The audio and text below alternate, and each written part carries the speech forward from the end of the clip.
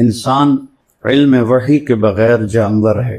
ایک جگہ اللہ کہتا ہے اولئک کالانعام بل ہم اضل، یہ جانور ہیں اس سے بھی بدتر، پھر اس میں شدت لاتا ہے ان ہم الا کالانعام، تاکید آ گئی، حصر آ گئی، ان ہم الا کالانعام بل اضل سبیلا، سے بھی شدت کہ جو اللہ کو نہیں جانتا، جو رسالت مآب کو نہیں جانتا، جو آخرت کو نہیں جانتا، یہ جانور کے سوا اور کچھ بھی نہیں۔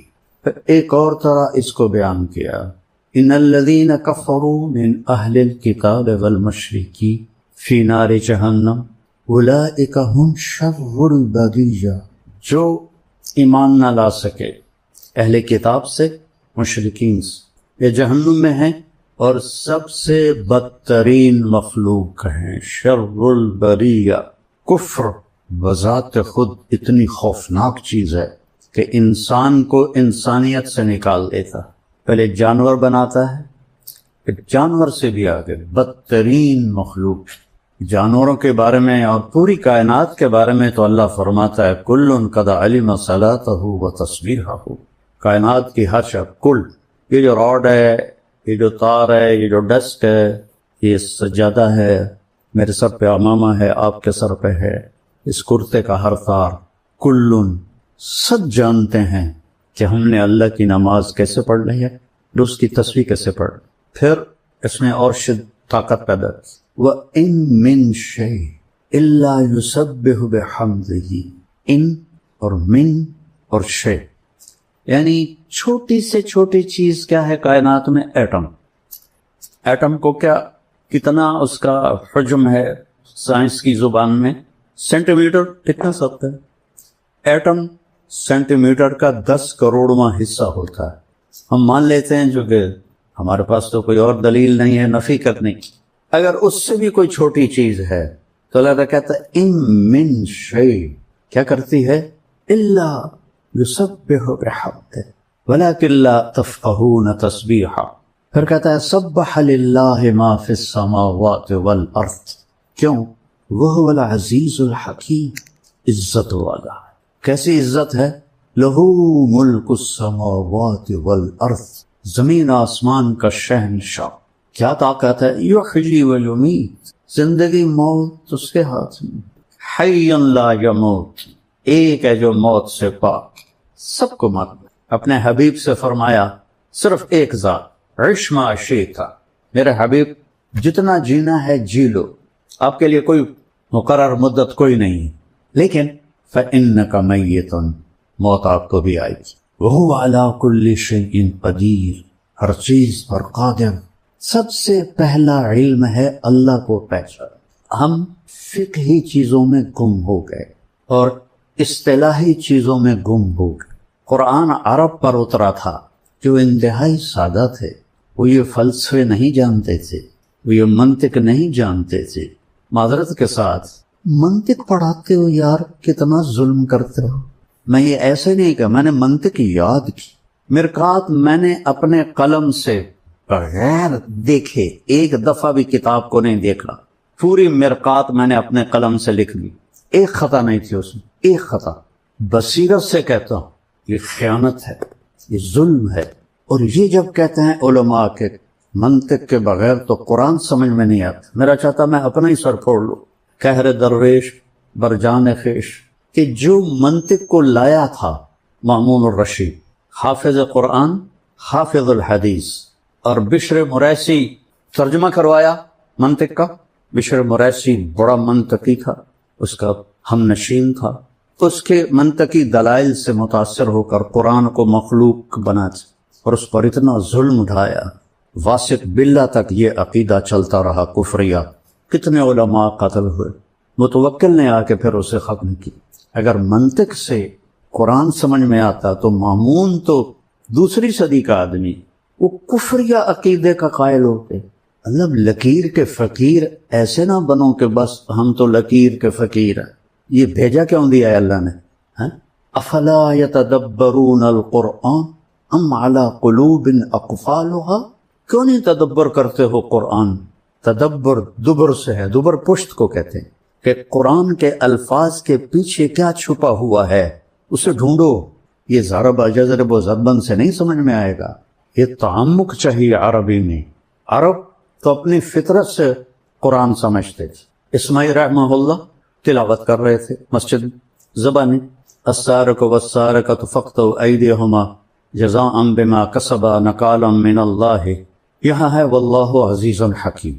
انہوں نے پڑھا واللہ غفور الرحیم، تو قریب ایک بدو بیٹھا تھا دیہاتی، کہتا ہے وہ جانتا بھی نہیں تھا کہ یہ اسماعیل جیسی عبقری شخصیت ہے جنہوں نے قرآن کی وہ خدمت کی ہے لغت کے لحاظ سے کسی نے نہیں کی، تھے بڑے بدصورت اور علم نے ان کو خوبصورت بنا دیا۔ ایک دفعہ کہنے لگے زندگی میں مجھے کوئی چکر نہیں دے سکا سوائے ایک دفعہ، تو شاگردوں نے پوچھا جی وہ کیسے؟ کہا میں کھڑا تھا، ایک خوبصورت لڑکی آئی اور مجھے ایسے اشارہ کیا، میں کہا بھائی کم بن گیا، کوئی میرے سے بھی عاشق ہو گئی ہے، تو وہ آگے آگے میں پیچھے پیچھے، وہ آگے آگے میں پیچھے پیچھے۔ آپ نے فرمایا عورت سے زیادہ مرد کو بیوقوف بنانے والی دنیا میں کوئی چیز نہیں۔ تو ایک دکان پہ جا کے کھڑی ہو گئی اور دکاندار سے کہا اس جیسا، اور چلی گئی۔ تو اسماعیل فرماتے ہیں بھائی ایک ہی چکر ہے۔ وہ کہنے لگا جی کل یہ لڑکی میرے پاس آئی تھی کہ مجھے شیطان کی تصویر بنا کے دو، وہ مصور تھا، تو میں نے اس سے کہا میں نے تو شیطان دیکھا نہیں، تو میں کیسے بناؤں؟ تو آج وہ تمہیں لے کر آئی، اسماعیل رحمہ اللہ کو لے کر آئی ہے اور کہا ایسا بنا دو، یہ شیطان کی شکل ہے۔ علم اللہ نے بہت دیا تھا۔ تو وہ بدو کہنے لگا بھائی صاحب کیا پڑھ رہے ہو؟ سبحان اللہ۔ کہا میں قرآن پڑھ رہا ہوں۔ کہا ما ھذا بکلام اللہ، یہ کلام اللہ نہیں ہے، کچھ اور پڑھ رہے ہو۔ سبحان۔ انہوں نے دہرایا السارق والسارقۃ فاقطعوا ایدیہما جزاء بما کسبا نکالا من اللہ۔ اوہ بھائی معاف کرنا، واللہ عزیز حکیم۔ اما ھذا فکلام اللہ، یہ کلام اللہ ہے۔ تو انہوں نے پوچھا اسماعیل نے انت عالم، تم عالم ہو؟ کہا لا انا بدوی، میں دیہاتی ہوں۔ کہا کیف فہمت خطئی، تمہیں پھر میری خطا کا کیسے پتہ چلا؟ کہا دیکھو لو غفر ورحم لم یامر بالقطع، اگر وہ کہتا میں غفور الرحیم ہوں ہاتھ کاٹنے کا حکم نہ دیتا۔ عز فحکم، سبحان، عزیز و حکیم اپنے آپ کو بتایا، تو کہا کاٹ دو اس کا ہاتھ۔ سب سے پہلے تو قرآن سمجھو، قرآن کیا کہتا ہے۔ جتنی عربی تم پڑھتے ہو اس سے قرآن نہیں آتا، اللہ کی قسم نہیں آتی۔ شرح جامع پڑھائی جاتی ہے۔ اب بتاؤ شرح جامع فلسفہ نحو کی کتاب، جیسے قاری صاحب فرمایا تھا نا کہ بخاری کیا ہے؟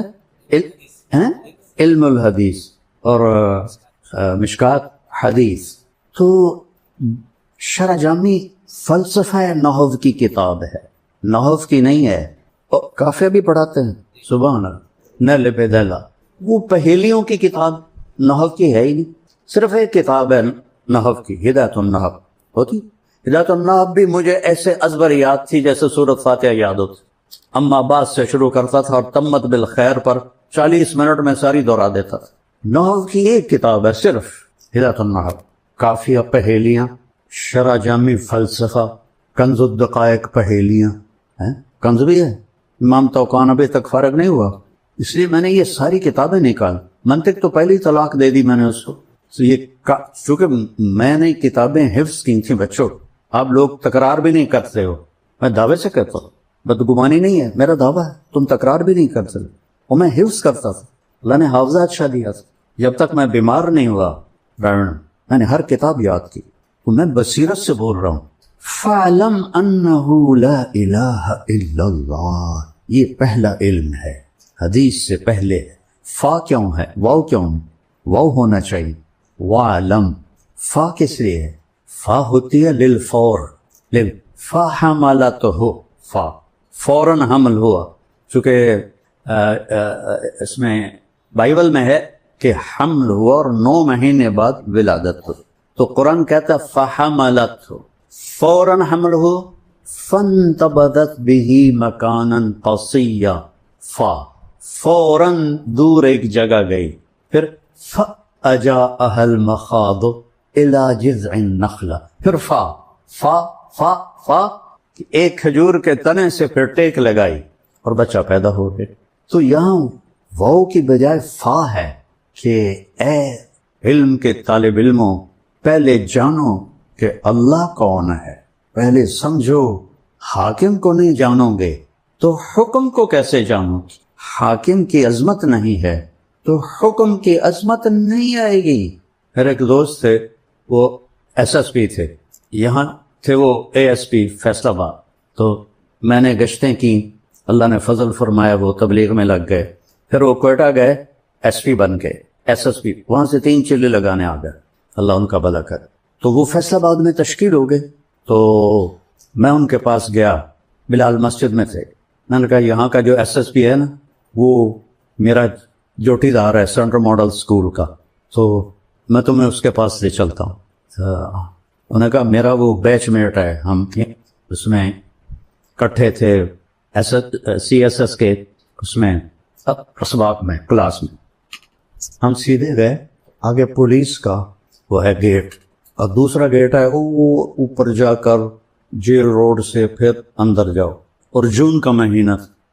اب 2 صوفی صاحب آ گئے سپاہی کے ساتھ، میری بھی داڑھی اس کی بھی داڑھی، میری بھی ٹوپی اس کی بھی ٹوپی. تو عبد الخالق نے کہا بھائی صاحب دروازہ تک کھولو. وہ ایسے کھڑا تھا، کہنا اتوں آؤ. اسی کا پتا سامنے بلا کھڑی ہے. کہنے کا بھائی گرمی بہت ہے، لمبا سفر ہو جائے گا، مہربانی کر دو کھول دو. صوفی صاحب تو سنیا نہیں، چلو اتوں آؤ. اب یہ ایک منظر دیکھا آپ نے، اب دوسرا منظر دیکھو. جب حکم دینے والے کی عظمت کا پتہ چلا تو اب کیا تبدیلی آئی ہیں؟ تو وہ فیصلہ آباد سے تبدیل ہو کے کوئٹہ گیا تھا. لہذا سب کو پتا تھا عبد الخالق، لیکن اب وہ داڑھی میں وہ ٹوپی میں کوئی تصور نہیں. تو پھر آخر انہوں نے کہا بھائی میں Abdul Khaliq S S P. سر سر سر سر، اور اس کے ہاتھ کانپنے لگے. ایسے ایسے اس نے جیب میں ہاتھ ڈال کے چابی نکالی، کانپتے ہاتھوں سے اس نے تالا کھولے. اور اندر ہم گئے، آگے سر پیچھے سر، آگے سر پیچھے سر. اور ظفر نام تھا میرے کلاس فیلو کا، جو وہ وہاں ایس ایس پی تھا اس وقت.